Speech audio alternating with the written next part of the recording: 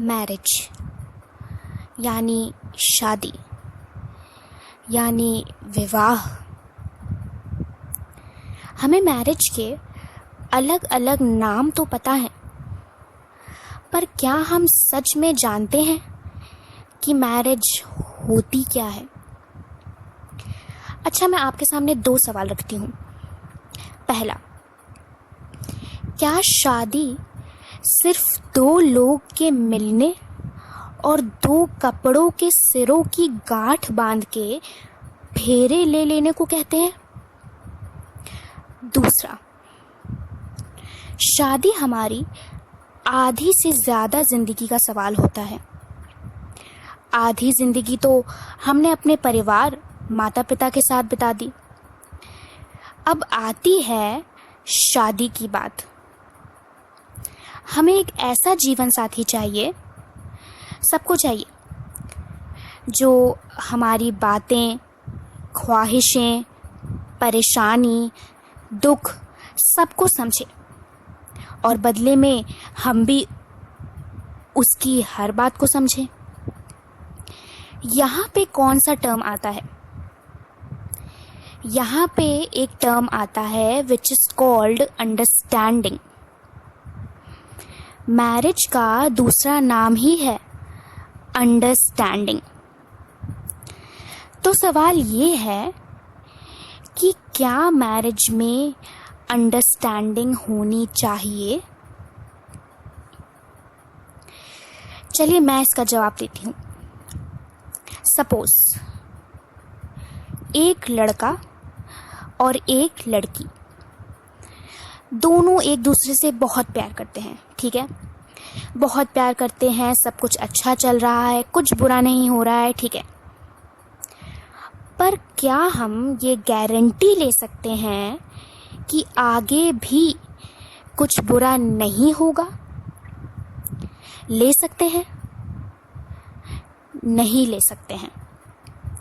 और अगर आगे कुछ बुरा होगा भी, तो क्या हम इतनी स्ट्रेंथ रखते हैं कि उसको फेस कर पाएं, उसको सॉर्ट आउट कर पाएं? हम पॉजिटिव सोच रहे हैं कि हाँ, हम एक दूसरे से प्यार करते हैं, सब कुछ अच्छा ही होगा, सब कुछ अच्छा ही होगा, आगे भी सब कुछ अच्छा ही होगा। ये जो सब कुछ अच्छा ही होगा है, ये हम कैसे कह सकते हैं? कल क्या होगा ये हम आज ही कैसे तय कर सकते हैं? अरे कल का छोड़ो, इस पल के बाद मैं बोल रही हूँ, आप सुन रहे हो, इस पल के बाद आगे क्या होने वाला है किसको पता है? क्या हम बता सकते हैं? बात यहाँ पे आती है अंडरस्टैंडिंग की। अगर हमारे अंदर अंडरस्टैंडिंग है तो कठिन से कठिन समय भी हम फेस कर लेंगे, एक साथ पॉजिटिव रहेंगे। अच्छा, पॉजिटिव होने का असली मतलब क्या होता है?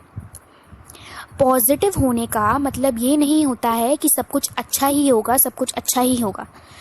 पॉजिटिव रहने या फिर पॉजिटिव सोचने का मतलब ये होता है कि जो हो रहा है या जो होगा वो अच्छे के लिए ही होगा, हमें उसको फेस करना है।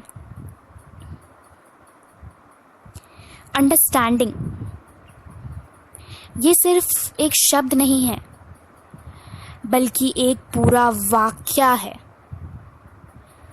बहुत कम लोगों में होती है ये अंडरस्टैंडिंग, बहुत कम। जब 2 लोग एक दूसरे को पूरी तरह से समझ चुके हों, एक्चुअली पता है क्या, पूरी तरह से समझना कुछ होता ही नहीं है। यहाँ पे इस दुनिया में, इस वर्ल्ड में, इस लाइफ में, इस जिंदगी में ऐसा कोई इंसान नहीं है जो पूरी तरह से किसी को समझ गया हो। इवन हम लोग खुद को भी, अपने आप को भी पूरी तरह से नहीं समझ पाए हैं। लोग अक्सर ये सोचते हैं कि अंडरस्टैंडिंग का क्या मतलब हुआ, एक दूसरे को अच्छी तरह से जान लेना।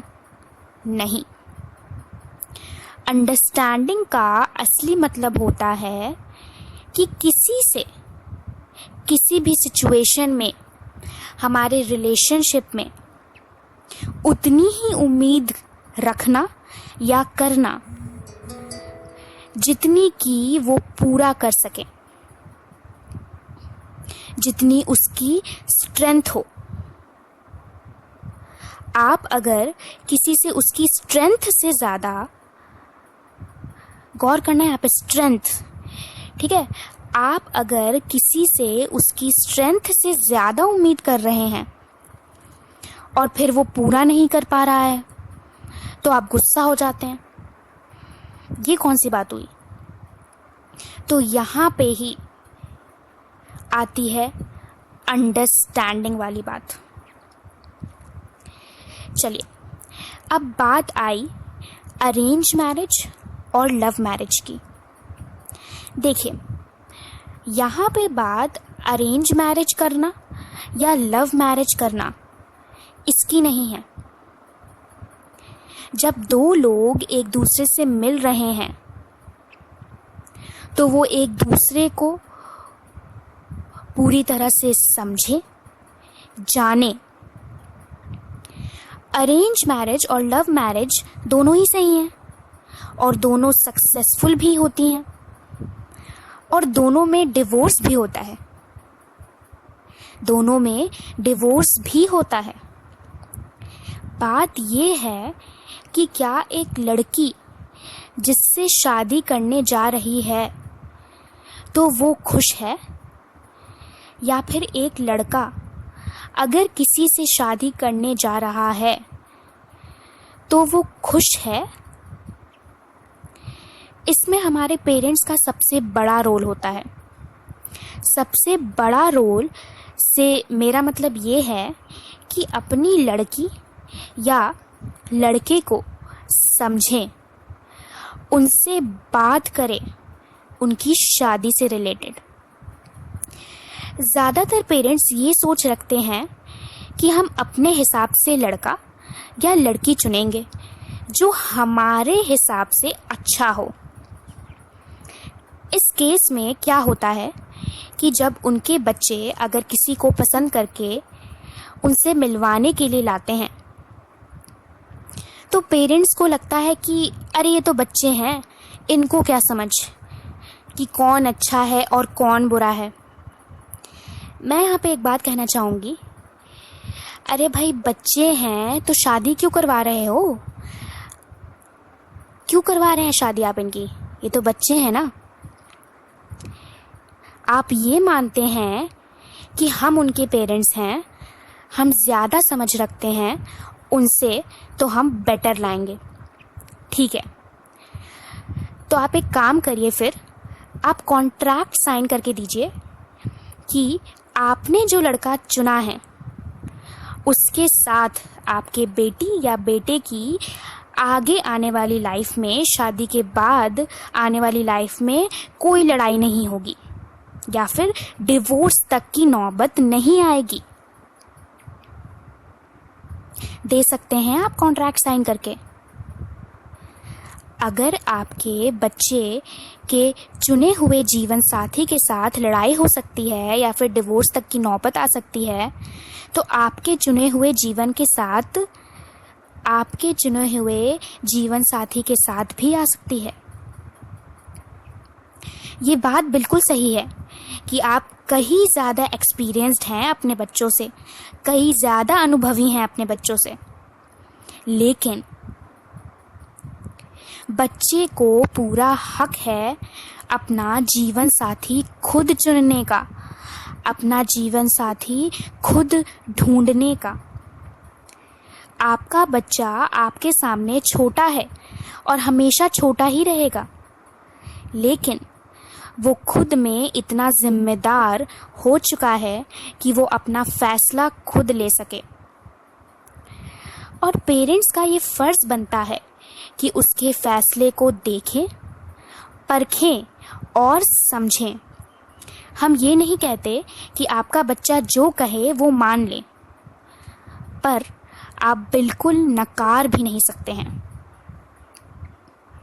इन बातों पे गौर करिएगा। Thank you.